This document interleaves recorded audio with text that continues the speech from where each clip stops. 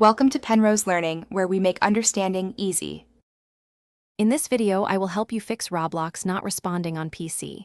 First, check your internet connection to ensure it's stable and strong. A weak signal can often cause freezing. Next, try restarting both the Roblox application and your entire computer. This simple step resolves many temporary glitches.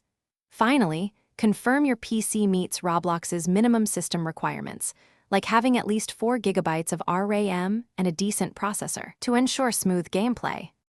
Outdated software is a common culprit. Make sure your graphics drivers are updated to their very latest version, as this significantly impacts game performance.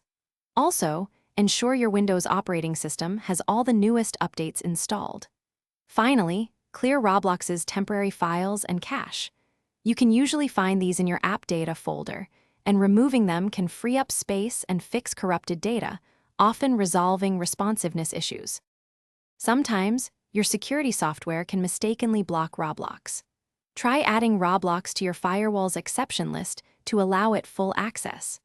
You might also temporarily disable your antivirus program to see if it's causing a conflict, but remember to re-enable it afterward. Additionally, close any other demanding applications running in the background, as they can consume valuable system resources and interfere with Roblox's performance.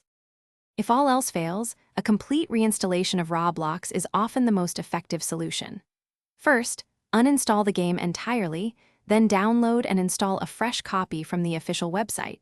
If issues persist, try running Roblox in compatibility mode for an older Windows version. As a last resort, don't hesitate to contact Roblox support.